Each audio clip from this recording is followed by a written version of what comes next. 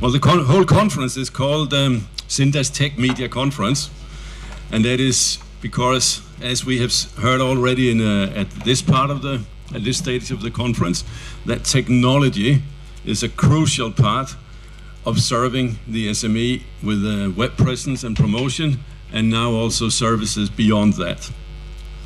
And this technology innovation is happening to a big extent in the partners of Sinda, the providers, and it's also happening in the members, the members of Sinda, like one of our speakers coming from QDQ.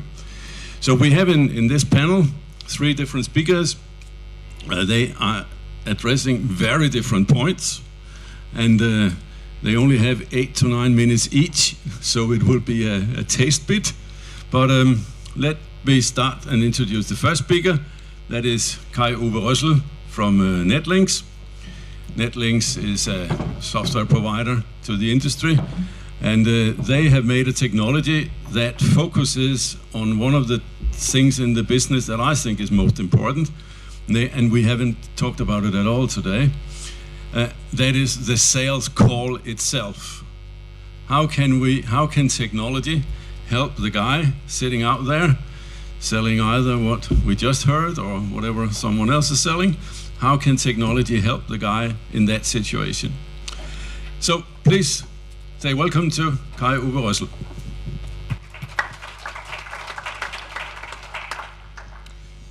Thank you, Jasper, for the introduction. Thanks to Cynthia for hosting that conference, and thank you guys for coming and making it a conference. And I don't know how many directory publishers are around, how many suppliers, but probably we all agree that directory publishers are advertising experts, right? I would insist that this is true, because you guys help thousands, millions of businesses each day selling to their customers. To what extent do you help your sales force selling to your customers? At the Sinda sales workshop in Copenhagen earlier this year, we spoke about guided selling, and I'm going to share a quick summary of what we have been discussing in Copenhagen, and then I'll let you in on the contribution that Netlinks has in this area. Guided selling. We are speaking about a constantly growing number of products in the digital world, with a constantly growing number of product options. So the first step probably was guided buying, if you want. That means the advertisers were overwhelmed with the number of options they have. They didn't know exactly what would be working best for me, and they don't have the time to deal with that. I don't know if anyone from Herold in Austria is there. They had a nice advertising slogan, make Schnitzel, not websites, to tell them, focus on your business, we do the advertising for you. But today, with this growing number of products, we probably have to go one step further into guided selling. That means helping the media consultant to make that decision, giving them that little piece of information that helps them to work with the customer and work with them on the best solution for their advertising.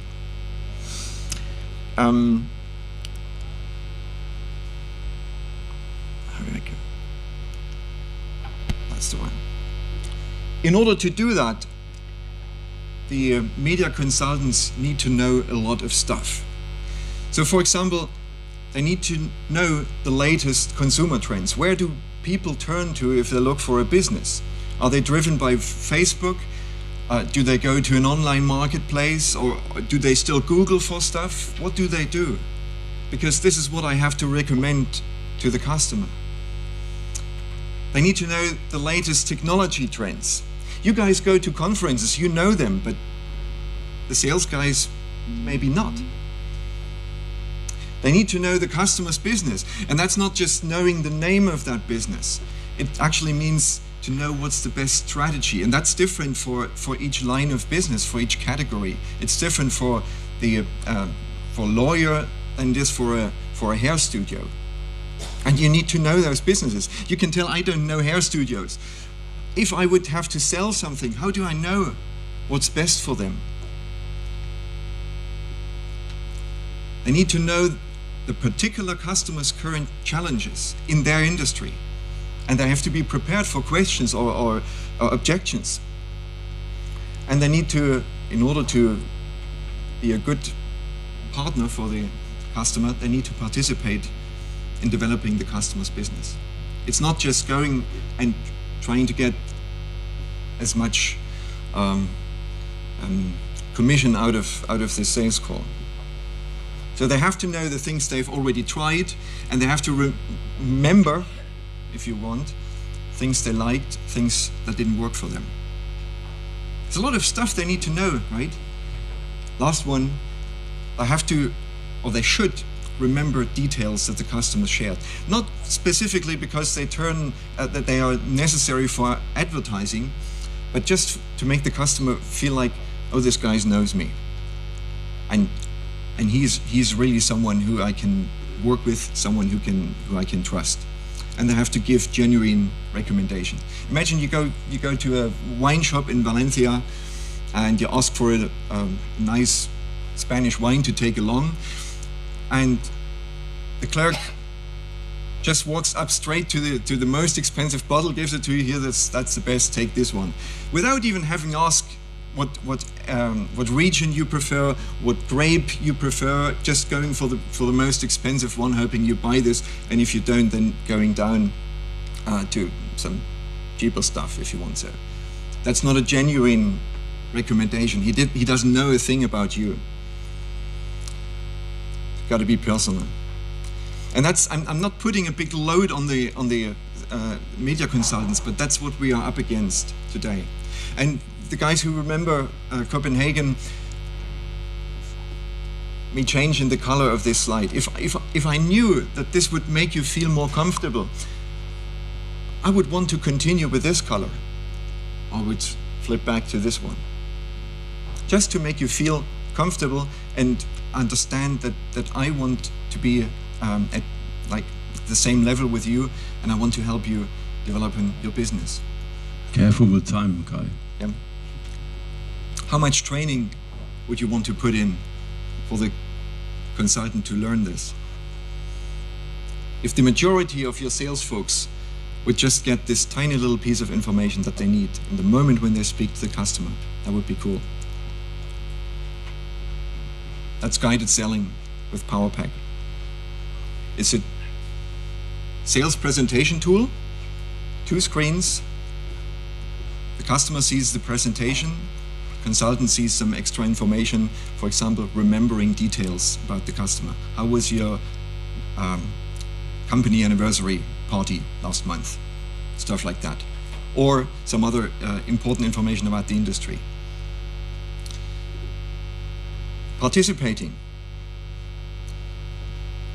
When the sales agent turns into a partner who truly participates in developing the business, that's a different story than someone just coming with a product catalog and trying to get commission for what they are doing. You can do that with PowerPack. Because in PowerPack, there's all the knowledge that you guys collect at the conferences, that marketing collects in the industry, that can be combined into a presentation. The sales agent just uses it. Personal. That's what we wanted, right? We wanted to make it personal. PowerPack creates a presentation that's custom tailored to the particular business that they're talking to. And that's not just prepared and then run at the customer side. It's actually dynamically custom tailored. Because all the recommendations for products and services are dependent on the industry of that customer, their current digital portfolio, their history, and their live responses. So whatever happens between me and the customer while I speak to the customer may change the presentation that I run. So the customer gets exactly what they need. They don't get this expensive bottle of wine, they get what they want, and they get what works best for them. That's something that you can achieve with very little training with a Power Pack. It runs on any ordinary PC for the telesales situation. For a customer visit, you can have the two-screen approach with two devices, for example, a laptop and an iPad as a monitor. That's something you can try out yourself at our booth. We've got different devices, Android and anything attached to it. So if you want to see how guided selling works, stop by and give me a sales presentation. Thanks.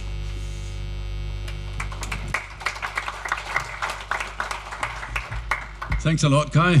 Perfect, 9 minutes. So I think it's an interesting tool for a middle-class sales rep. The bad ones should be out anyway, and the good ones won't need it. But the majority of the reps that are the 80% in the middle can have good benefit from that. Next speaker is Emilio Hidalgo. He's he's CEO of QDQ here in Spain, so it's a local subsidiary in Spain. And you have introduced an interesting concept that links very well to the last speaker, namely a way to reduce the cost of a lead.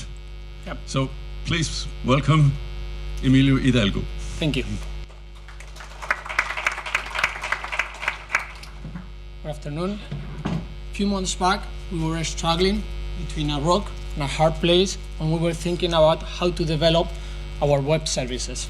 And I say a rock and a hard place because, as we all know, there is a huge competition right now in the market. And we were dividing the market in two different categories. One category were companies that were much smaller than the size that we had, and another category were companies that were much bigger than the size that we had at the moment. Okay, and the difficulty is that they were both approaching the market from a different focus than the one that we had. On one hand, we had companies that were providing web services to our customers that were fully customized. That means that they were being developed by freelancers, small agencies, friends, family, and they could provide the customer with something that was specific to their needs. They could change the color, the size of their logos, they could create or add new sections, and for us it was quite difficult to fight with that, okay?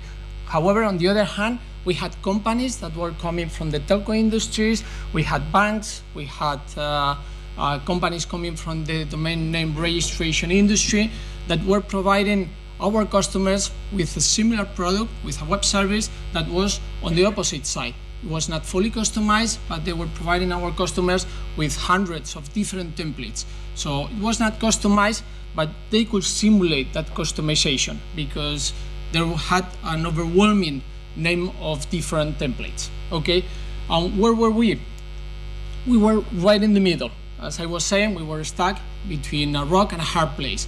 At that moment, we had only 6 templates, okay? And not only that, but those templates were not fully customized. Those templates were quite rigid because the platform was not developed initially with the idea to make it as flexible as these competitors that we have on that side of the market, okay? And this is the situation where we were in at that moment, and we didn't know which way forward to take. We didn't know if to start developing a platform that could fully customize our websites, or if we wanted to work on many different templates so that we could compete with this side of the market, okay? So what I wanted to share with you was the way forward that we took and what was the consequences that we have had. So the first thing that we did was not to look at either of our sites, because what we thought was that we were going to put a lot of effort into making a fully customized platform, and we were never going to be as customized as these small players. On the other hand, if we wanted to make a lot of templates, we were never going to be able to get 200 templates, or it would take us a couple of years. And once that we were there, our competitors will have 400 or 600 or 500 different templates. So we will not be the best if we took one way or the other. And we wanted to be the best. We wanted to try at least to be the best for our web services, websites. Okay, so what do? What we did was to keep with these 6 templates. And when we were sharing this with the sales force, we were sharing the rationale, and they were a bit surprised because what we were saying was that 6 templates was not good enough. So what we said was, this is the proposition that we have today, and we want to stick to this 6 template strategy that we have at the moment. And that was easy because we already have those 6 templates. What was not easy was to treat these 6 templates as if they were large customers. Within QDQ in Spain, we have 3 agencies. One is QDQ, which is targeting small companies. We have another one, which is Optimiza Click, which is large, attacking medium companies. And then we have one company that is named Trazada, that is a digital agency for large accounts. In Trazada, when they launch a website, they don't finish their work. The work just starts, okay? And we wanted to bring this knowledge, this way of working with large customers to the small customers that we had with QDQ, okay? So what we did was to stick to these 6 templates, okay? And then treat each template as if it were a huge client, okay? And put in all the resources that we have within the company in order to make that website work, okay? And we could do that because we were managing at the moment, and these are more or less the numbers that we have today. We had more than 20,000 marketing campaigns going on a single month, okay? And we were driving all this traffic from these 20,000 campaigns into just 6 different templates. So we could take advantage of the big data that we were generating with these marketing campaigns, trying to optimize the websites from our customers. We were not working in generating new leads or new traffic into our websites, but we thought that we had an opportunity to convert much better the traffic that we were already generating for our clients, all right? So how did we do this? What we did was to add nothing new. These are things that are already in the market, and they have been in the market for many years, but they have been in the market for large accounts, not for the type of customers that usually we deal with. So what we did was to add within the websites heat maps analysis, A/B testing, multivariate services analysis, and again, merging the traffic generated by these 20,000 campaigns, but focus just in dealing with 6 customers, let's say, which were these 6 different templates. And we did that with less than 30 euros per month, okay? And this includes the hosting, the domain, the website, but additionally, as I was saying, it includes also the evolution of the website. So we don't call this a website, we call this an evolving website, and when we sell it is when the work starts. And it is when we, on a monthly basis, update and improve each of these single websites for our customers, okay? The results. We have a key metric that we use in the company, and it is the billing of that month divided by the number of leads that we have been able to generate for our clients, okay? And this is a KPI that we check on a monthly basis, and that gives us the idea of how much a single customer is paying the company for the traffic that we are generating, or the leads that we are generating for these customers, okay? So here what I have done is to share with you what was the evolution of that metric, and what we have been able to achieve in a year is a reduction of the cost per lead for our clients of almost 40%, okay? So right now we feel a little bit more like this dog. We are not struggling between the competition. What we feel is that we have something which is different in the market, and we feel that it is something that is quite difficult to be replicated by the competitors.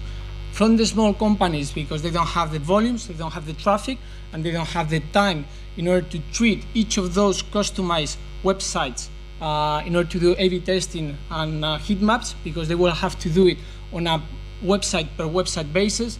And however, on the other hand, where we have all of these do-it-yourself models, they have too many websites in order to keep on improving those websites on a daily basis. And additionally, they do not have today the marketing campaigns in order to make it happen, okay? What we feel is that we are creating a new concept. What we believe is that it adds value to the customer, and that is shown by the numbers that I'm sharing with you. And we feel that it is the way. It is that we may find customers that want to have something that is fully customized. We have another agency that can take advantage of that. But for this type of customer that we are dealing with, we feel that this may be a good solution in order to provide a service that is different. Okay, just to finish the presentation, this service is not being sold with the marketing campaigns. This service is being sold with the website. It is part of the website. If you already have a website and you don't have a marketing campaign, you will benefit from the changes that we are making on the website for coming from the information that we have from other customers. Okay. Thank you very much, Emilio. You're welcome. I have a question for you, but we take it at the end. Okay. So the last speaker in this session is Eitan Gelbaum from Camilio, and Camilio has, as we know, done several technology innovations over the years, and now they have, in prolongation of what we heard yesterday from Nick, they have now made a sales management platform, but not sales management for our customers, but for the SME. So we look forward to hearing what that is, Eitan. Great. Welcome. Thank you, Jasper, and thanks Kimberly, Stephanie, and the whole Cinda staff for making this a great event. I'll jump straight in, but the first thing I want to do is actually put some context around the offering which we currently call Camilio Sales Management. And the context is as follows. In the last Cinda in London, we presented together with Neil Polachek and the COO of Accelero the concept of the SMB OS, or SMB operating system. Now, you can read the definition yourselves, but the three keywords to focus on are integrated, business, and automation. And if you'll notice, there is one word which is missing from this slide, which is the word marketing, and there's a reason for that. It's not that we believe that everyone should get out of the marketing business, but rather from our perspective, marketing is really only one aspect of what we call the entire business needs of the SMB. So when we talk about the SMB operating system blueprint, what we really mean is a set of features, functions, and modules which really provide an end-to-end solution, starting from establishing presence on the web, social media, listings management, etc., creating awareness through outbound marketing campaigns, email and SMS, but then moving to the next stage, which is generating leads through a variety of different mechanisms, such as a form to request estimates, online booking, calendars, etc. The next stage, once we've got that lead, is to convert that into a sale. So managing the payment, managing the transaction itself. And finally, to close the loop, is really retaining and nurturing those leads and managing them as an ongoing concern, if you will. Not as a one-time transaction, but really creating that kind of customer intimacy that we talked about in some of the previous sessions. Behind all this this mess is the concept of the CRM, of course, and the idea is that every interaction, every activity is tracked within the CRM system, which again enables a different level of knowledge and understanding between the SMB and their customers. Okay, so why should this be interesting? And there's a whole list of issues here on the side, which I think that everyone in this room is suffering, some maybe more, some maybe less. But focusing on marketing, at the end of the day, we all know is a struggle. It's a commodity, and we've heard the word differentiation, and the attempt to try and differentiate and come up with something new is pretty difficult when you're focusing only on one sector of the entire business cycle of a customer. We know that the margins are low, and David in his presentation basically said that focusing on Facebook and Google AdWords is a recipe for a low margin business. Churn is high because customer expectations are high, and in many cases, by only providing a present solution, we don't actually meet the customer expectations, and then we're concerned when the churn levels go up. So I'm not going to read through all of this stuff because I'm pretty sure that everyone in the room can feel the pain. But the idea is really to try and move to an integrated business automation solution. First of all, that's the differentiation right there, is stepping out of just marketing and advertising, but really offering a business enablement platform.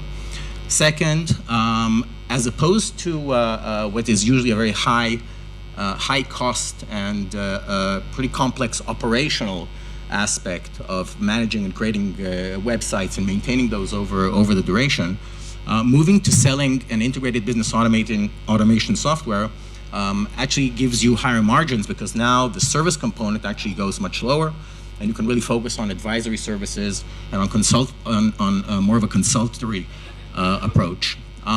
Finally, or the third thing here, providing sticky assets. So once you also are providing a CRM solution, you're basically capturing the customer's information on their behalf, which means that it's going to be much more difficult for them to now take that asset and move elsewhere or move to a competitor.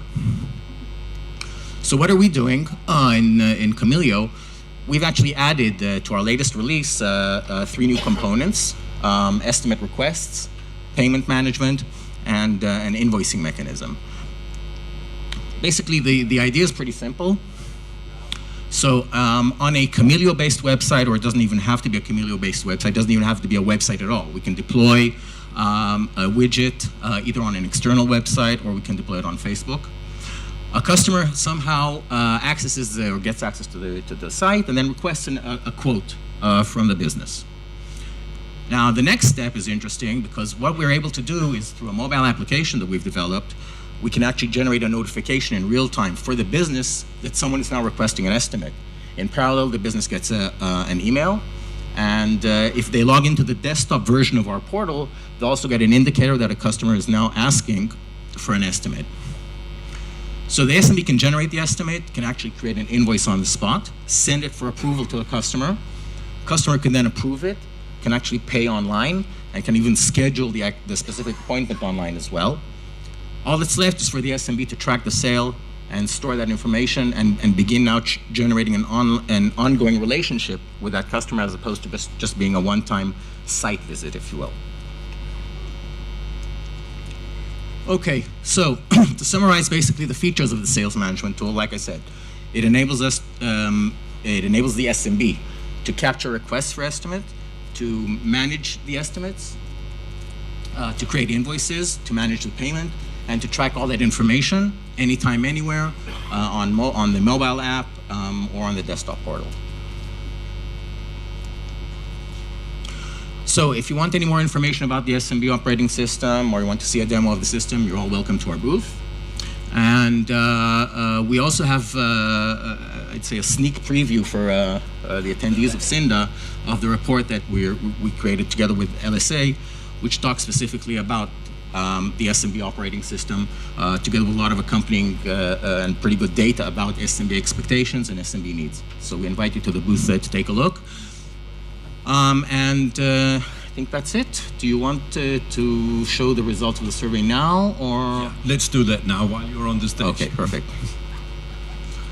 So, over the last couple of days, we ran a survey online, and we got about 35 responses. Can we get that on the screen?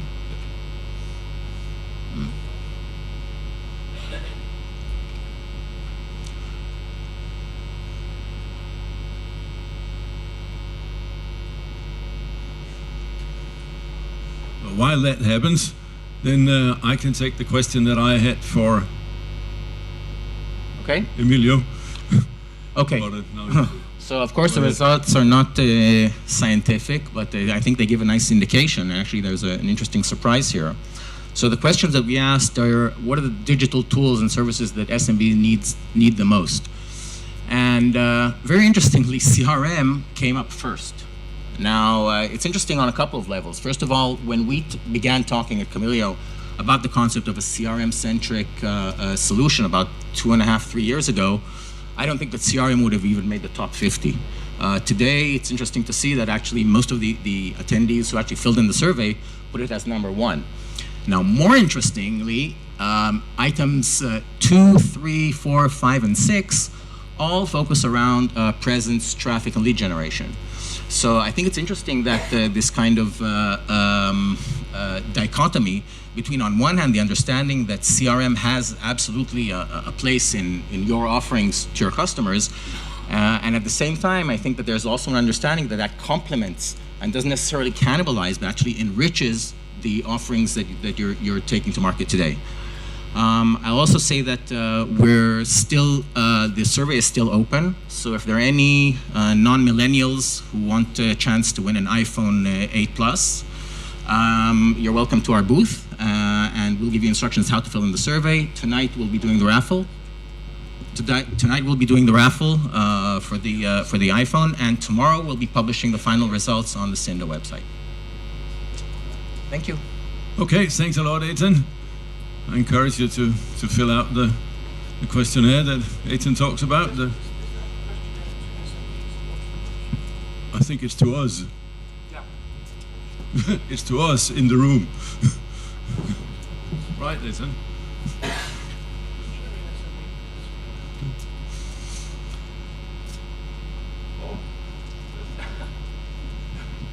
I just don't believe that. Everybody was influenced by next.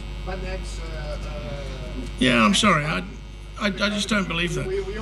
Show me an SME that needs CRM. You know, show me a roofer that needs CRM. Show me a plumber that needs CRM. Bullshit.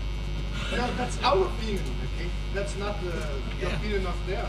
It's up to us to know our customers. Crikey. Yeah, but you look in most surveys. I've seen them in France, Australia, UK, everywhere. The number one need of a CM of an SME is a click, a call, or foot traffic across my door. Yeah, but every survey, number one item. That can be. That's enough for a full session. Is do the SMEs today and tomorrow, do they need a simple CRM? Of course, it doesn't have to be like Salesforce. They won't need that, obviously. But I think I disagree a little with you, Paul. The trend is going that even the small guys would be needing some basic sort of CRM. But that I also agree on. It's number 3 or 4. Okay, let's not deviate too much from the agenda. Any questions for Emilio, Kai, and Eitan? Okay, we are running a little bit behind schedule, so I just have let me limit me to one, namely the one to Emilio. That it looked very simple what you told us, but what technology was there behind it? Sorry, what technology is there in delivering that result that you showed? We are working with a platform, I think it is called WWC, for the...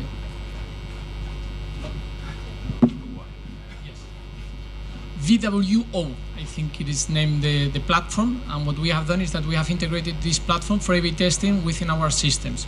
Okay? The problem that we have was the multi-domain, because when you are looking for A/B testing, you can find multi-domain, but by multi-domain they mean 2 or 3 domains. Or you may have as many domains as you want, but paying $200 on a monthly basis per domain. So it was difficult to find a partner where we could have a real multi-domain service. And then the A/B testing, the real changes in the code, is being done internally by a design team and a development team. Okay. Thank you very much. Thank you to the panel.